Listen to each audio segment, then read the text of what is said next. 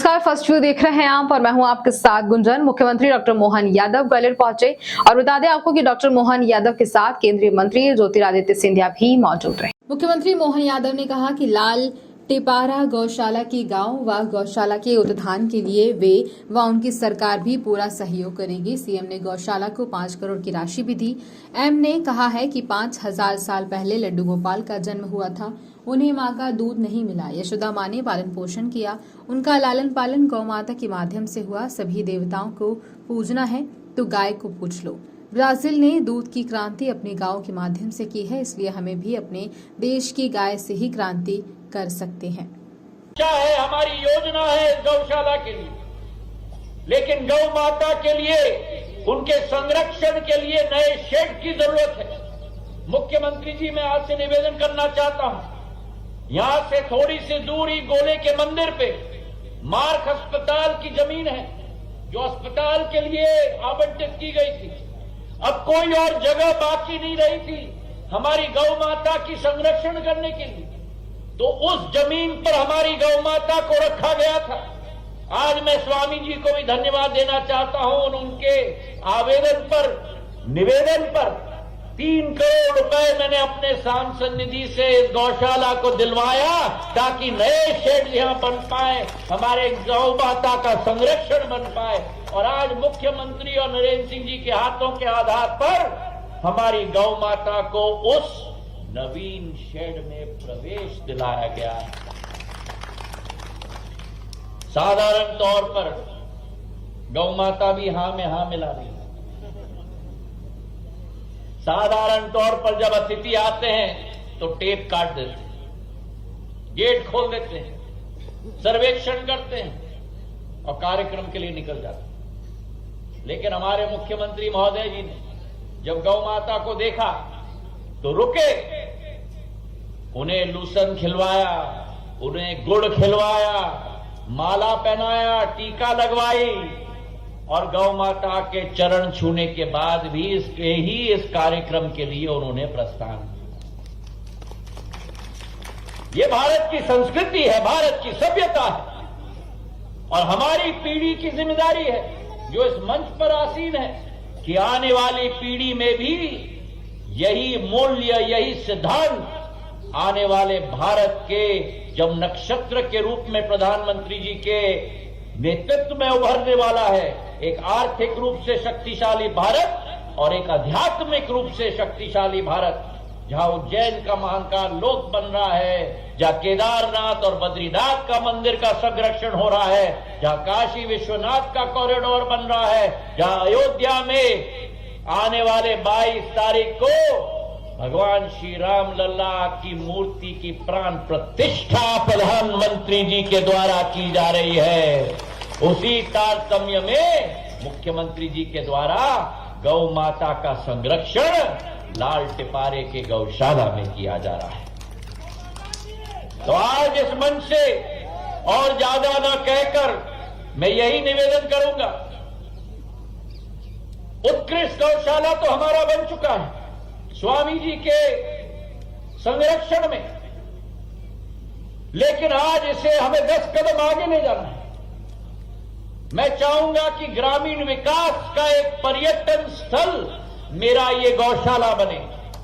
मैं चाहूंगा कि केवल ग्रामीण विकास पर्यटन का स्थल न बने, लेकिन ग्रामीण विकास का उत्सव भी इसी गौशाला में मनाया जाए। और मैं मुख्यमंत्री महोदय जी से निवेदन करूंगा, हमने अपने तरफ से योगदान दी है, नरेंद्र सिंह जी ने अपने तरफ से योगदान दी है, नारायण सिंह जी ने, मुन्ना लाल जी ने, भारत सिंह जी ने, शेजवलकर साहब ने। मैं चाहूंगा कि मध्य प्रदेश शासन भी जो कुछ भी कर पाए, लेकिन हमारे लाल टिपारे गौशाला के लिए कुछ न कुछ जरूर करे, ताकि एक उत्कृष्ट गौशाला ये मध्य प्रदेश का न बने, उत्कृष्ट गौशाला ये भारतवर्ष का न बने, उत्कृष्ट गौशाला ये पूरे विश्व का बनकर रह जाए। इसी कामना के साथ आप सबका बहुत बहुत धन्यवाद और स्वामी जी का बहुत बहुत धन्यवाद कि मुझे एक मौका दिया आपके इस अभियान में एक कुछ योगदान सिंधिया परिवार की तरफ से हुआ पाए। बहुत बहुत धन्यवाद। जय हिंद, जय भारत। बहुत बहुत धन्यवाद श्रीमंत ज्योतिरादित्य सिंधिया जी। अब आमंत्रित कर रहा हूं एक ऐसा व्यक्तित्व जो कि गौ माता की सेवा और संवर्धन और संरक्षण के लिए संकल्पित होकर मध्य प्रदेश शासन की ओर से सदा उनकी सेवा के लिए, सेवा भाव के लिए संकल्पित हैं मध्य प्रदेश के यशस्वी मुख्यमंत्री डॉक्टर मोहन यादव जी। जोरदार तालियों से अभिवादन है माननीय मुख्यमंत्री महोदय का। विनम्र आग्रह है कि हम सभी को उद्बोधन और आशीर्वाद प्रदान करें।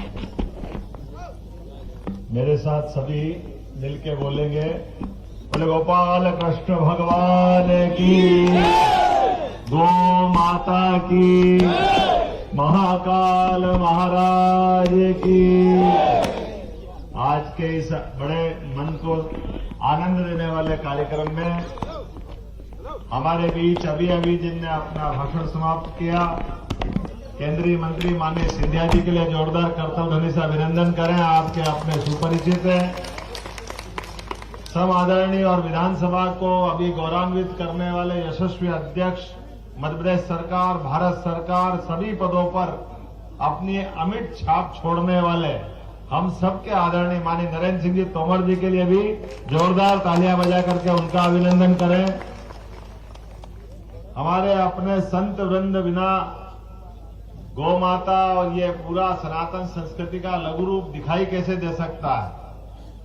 कोई काम अधूरा अगर रहे और संत आ जाए तो भगवान भी उसको पूरा मानते हैं। ऐसे सारे संतों के लिए जोरदार अभिनंदन करें। संत स्वामी अवतानंद जी महाराज, ऋषभ देवानंद जी महाराज, हरिओम आनंद जी महाराज, जनार्दन महाराज। नगर निगम तो वर्षों से संचालन कर रही थी, लेकिन सरकार ही सब कुछ कर ले तो हमारा समाज कभी कहां से कहां पहुंच जाए।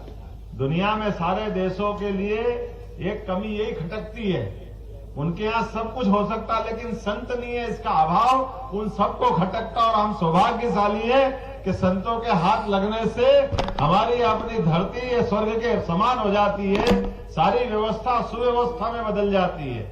मंच पर विराजमान माननीय प्रद्युम्न तोमर जी जो मेरे कैबिनेट के साथी है, माननीय तोमर जी के लिए जोरदार तालियां बजाएं।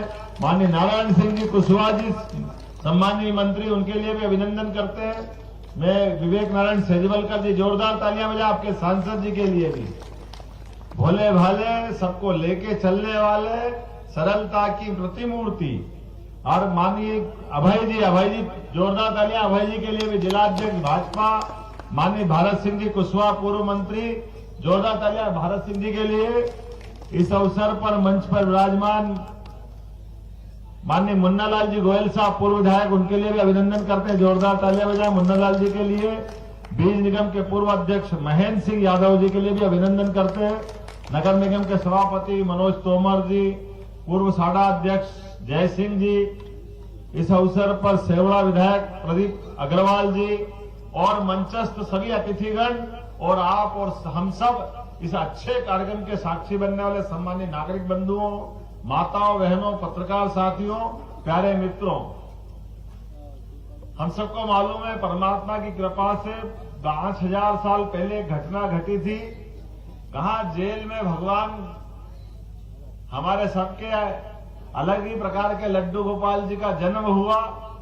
और जीवन का वो ऐसा कठिन प्रसंग, जिस प्रसंग के बारे में कभी और विस्तार से बात करेंगे, लेकिन ऐसे कठिन समय में भी जिस बालक को मां का दूध नहीं मिला, एक ऐसा बालक जिसके जीते जी कितने प्रकार के कष्ट आए और उनके जन्म के पहले माता पिता को भी कष्ट आए। वसुदेव देवकी ने तमाम कष्टों की पराकाष्ठा करते हुए भी इस बात का धैर्य के साथ भगवान कृष्ण को जन्म दिया। और आप सब जानते कि जन्म के बाद उनको उफनती नदी में, छोटे बच्चे को तो हवा लग जाए तो बड़ा अलग प्रकार का माहौल बनता, रुई के खोए के समान बच्चा होता है। और ऐसे बच्चे को उफनती नदी में यशोदा माता तक पहुंचाया गया। और हम सब जानते हैं कि यशोदा मां ने जो लालन पालन किया, माता देवकी ने जन्म दिया, लेकिन उस जन्म दिए बालक का सच्चे अर्थों में पालन पोषण हुआ तो गौ माता के माध्यम से हुआ। इसी कारण से हम सब उनको गोपाल कृष्ण करके भी बुलाते हैं, जिनके जीते जी मां के दूध के समान पालन पोषण करने में अगर कोई समकक्ष है तो गौ माता ही है। गौ माता से बढ़कर कौन है? इसीलिए हमारे यहाँ सारे लोगों की मानसिकता रहती कि वो सब देवी देवता पूजे, लेकिन अगर देवी देवता पूजना और 33 करोड़ देवी देवता पूजना तो गौ माता को पूज लो, अपने आप 33 करोड़ देवी देवताओं की पूजन हो जाती है।